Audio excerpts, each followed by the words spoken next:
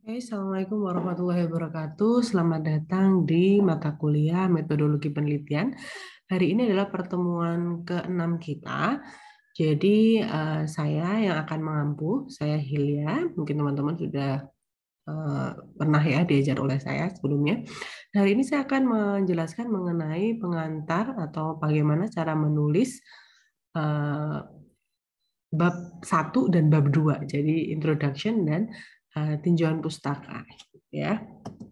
Nah, ini adalah capaian pembelajaran untuk hari ini, yaitu teman-teman bisa mengetahui cara penulisan latar belakang, rumusan masalah, tujuan, dan manfaat penelitian dengan benar.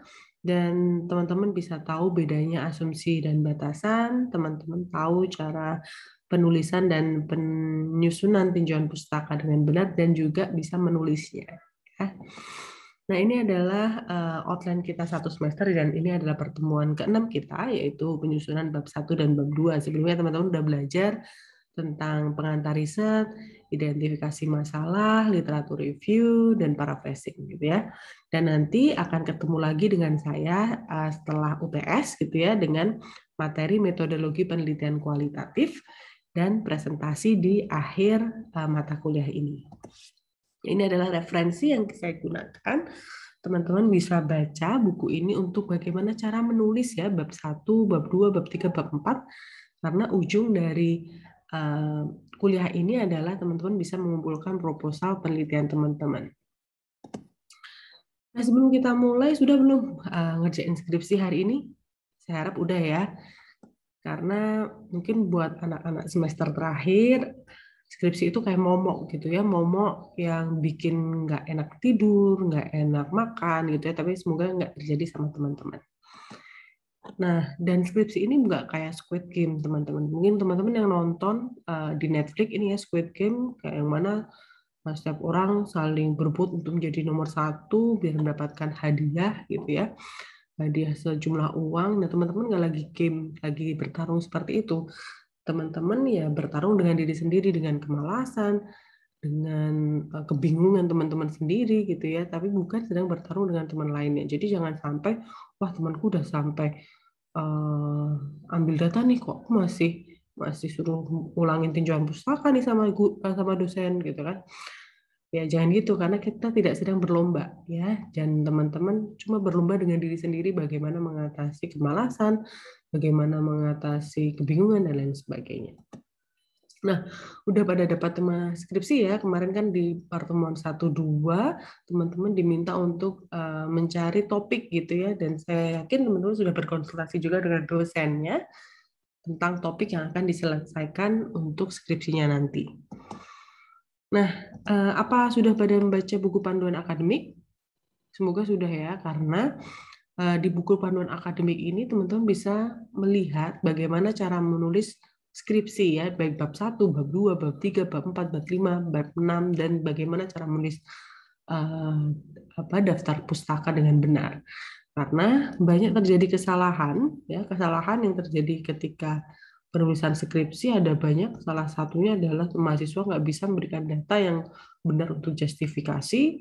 Kadang-kadang membuat latar belakangnya seperti mengada-ada, kita mengadi-adi kalau zaman sekarang.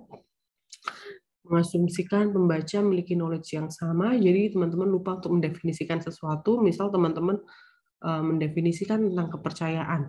Ya, teman-teman tinggal ngomong kepercayaan terus, tapi kan bisa jadi deskripsi teman-teman kepercayaan yang teman-teman maksud adalah A, dan jangan sampai teman-teman mengasumsikan orang itu udah tahu kepercayaan seperti teman-teman tahu gitu ya.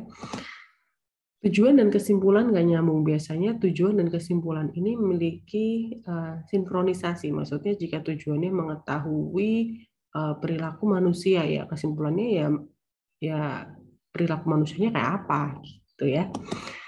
Tidak dapat membedakan asumsi, batasan, dan metodologi. Nah, ini juga penting ya, kadang-kadang karena teman-teman itu terutama untuk metodologi dan batasan, banyak yang batasannya itu malah jadi metodologi. Maksudnya adalah batasannya adalah partisipan ini hanya 100 orang di tempat tertentu, ya belum tentu juga sih, itu maksudnya lebih ke metodologi gitu ya. Dan tentang tinjauan pustaka, kebanyakan teman-teman kesalahannya adalah membuat list of literatur gitu ya, bukan literatur review, bukan mereview. Kalau teman-teman ingat, kalau selebgram itu dia akan mereview gitu ya, bukan cuma misal ada produk, ini ada produk A, B, C, D gitu. Enggak cuma gitu kan, tapi bagaimana produk A, apa bedanya sama produk B, sehingga apa bedanya sama produk C, mana kelebihan kekurangannya, sehingga dengan tinjauan pustaka diharapkan teman-teman bisa mendapatkan posisi penelitian yang baik gitu ya. Nah, untuk kesalahan umum yang sering terjadi, mungkin teman-teman bisa baca langsung di slide yang saya berikan di media pembelajaran. Oke, kita mulai. Nah, kalau di bab 1 pada umumnya ada 5 hal yang teman-teman perlu tulis, yaitu latar belakang, rumusan masalah, asumsi dan batasan, tujuan, dan manfaat penelitian. Nah, kemarin sudah kita bahas ya di pertemuan sebelumnya mengenai ini. Ya, latar belakang teman-teman bisa ambil dari buku bacaan maupun dari internet gitu ya. Misal latar belakangnya teman-teman pengen tahu tentang kurangnya kepercayaan generasi milenial dan Z terhadap pemerintah selama COVID. Nah, teman-teman harus kasih data. Emang benar ya generasi milenial dan generasi Z nggak percaya sama pemerintah? Jangan cuma teman-teman asumsikan aja, lalu teman-teman bikin penelitian. Nggak, jadi perlu kasih data yang tepat. Nah, hari ini kita lebih akan membahas tentang tinjauan pustaka. Nah, tinjauan pustaka ini seperti saya katakan tadi, dia bukan list of literatur ya teman-teman. Jangan cuma kayak check out belanjaan aja. Mau check out A, B, C, D, ya udah gitu. Yang benar adalah teman-teman juga mereview gitu ya. Mereview penelitian dari si A, si B, si C yang dulu gitu ya. Sehingga teman-teman dapat posisi penelitiannya. Dan usahakan dari informasi yang terpercaya dan dengan sumber minimal 10 tahun terakhir. Ya, syukur-syukur bisa 5 tahun terakhir. Kenapa? Karena bisa tahu update dari penelitian ini tuh kayak apa sih di akhir-akhir ini gitu ya. Nah, ingat literatur review itu bukan list of literatur. Jadi bukan cuma ngelis aja, tapi teman-teman harus membandingkan satu dengan yang lainnya. Nah, kalau bisa di bab 2 ini teman-teman akan munculkan tinjauan posisi penelitiannya dengan peta penelitian seperti ini.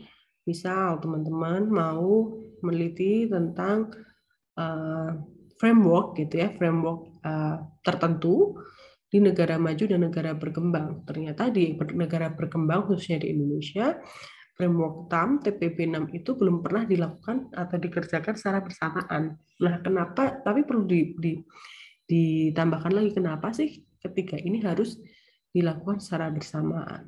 Nah, dengan peta penelitian ini teman-teman pembaca terutama akan lebih mudah untuk melihat gap atau posisi penelitian teman-teman itu ada di mana.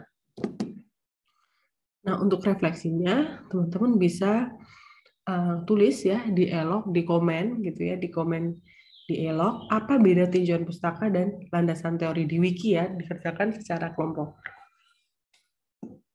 Nah, ini karena kita udah pertemuan ke-6, mungkin saya akan sedikit highlight untuk UTS-nya. Jadi UTS ini sifatnya take home. Teman-teman silahkan buat bab 1, bab 2. Ini adalah hal-hal yang akan dinilai, yaitu latar belakang, research question, dan tujuan penelitian harus konsisten. Lalu teman-teman bisa mengidentifikasi gap penelitian, dan menunjukkan kontribusi penelitian dan menggunakan fakta yang benar, terutama dalam merancang pendahuluannya. Ingat teman-teman, skripsi pasti berlalu. Disikatin mantan aja kuat, skripsi pasti berlalu. Jalan-jalan sendirian, tahu-tahu sampai Timbuktu. Saya cukupkan sekian. Assalamualaikum warahmatullahi wabarakatuh.